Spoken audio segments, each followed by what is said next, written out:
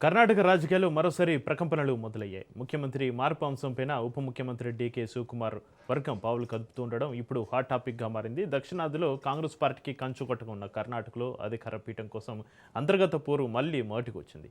CM సిద్ధరామయ్యను మార్చాలని గతంలో కుదిరిన ఒప్పందం ప్రకారం డీకే శివకుమార్కు పగ్గాలు అప్పగించాలని డిమాండ్లు వెల్లువెత్తుతున్నాయి. తాజాగా బెంగళూరులోని ఒక ప్రైవేటు హోటల్లో డీకే శివకుమార్ వర్గానికి చెందిన దాదాపు 30 మంది ఎమ్మెల్యేలు భేటీ కావడం రాష్ట్ర రాజకీయాల్లో పెను సంచలనంగా మారింది.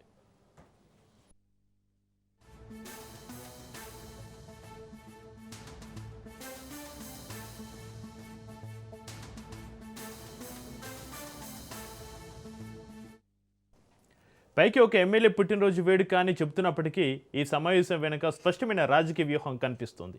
సిద్ధరామయ్య ప్రభుత్వం అధికారంలోకి వచ్చి 2.5 ఏళ్లు కావస్తున్న తరుణంలో పదవీకాలం పంపకం ఒప్పందాన్ని అమలు చేయాలని డీకే వర్గం పట్టుబడుతోంది.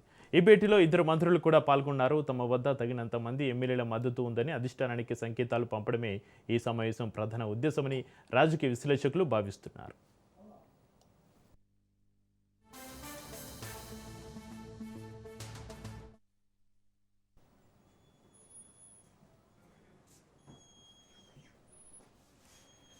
ఆసక్తికరమైన విషయం ఏమిటంటే డీకే శివకుమార్ వర్గం ఈ సమావేశాన్ని నిర్వహించిన సమయంలోనే సిద్ధరామయ్యకు అత్యంత సన్నిహితులైన సుమారు 20 మంది ఎమ్మెల్యేలు విదేశీ పర్యటనలో ఉన్నారు.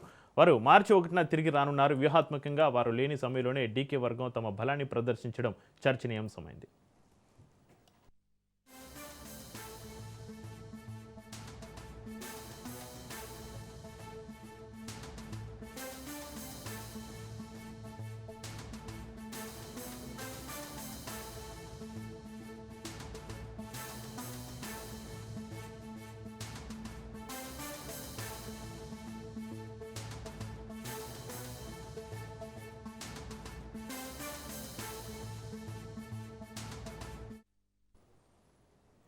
మరోవైపు సిద్ధరామయ్య వర్గం కూడా ఊరికే ఉండడం లేదు. ఒకవేళ ముఖ్యమంత్రి మార్పు అనివార్యమైతే డీకే శివకుమార్కు కాకుండా ఒక దళిత నేతకు ఆ అవకాశం ఇవ్వాలని వారు డిమాండ్ చేస్తున్నారు. ఏఐసీసీ అధ్యక్షుడు మల్లికార్జున ఖర్గే లేదా రాష్ట్ర మంత్రి జి పరమేశ్వరరావు వంటి వారి పేర్లను వారు తెరపైకి తీస్తున్నారు. దీని ద్వారా డీకే శివకుమార్ ముఖ్యమంత్రి కాకుండా అడ్డుకట్ట వేయవచ్చని సిద్ధరామయ్య వర్గం భావిస్తుంది.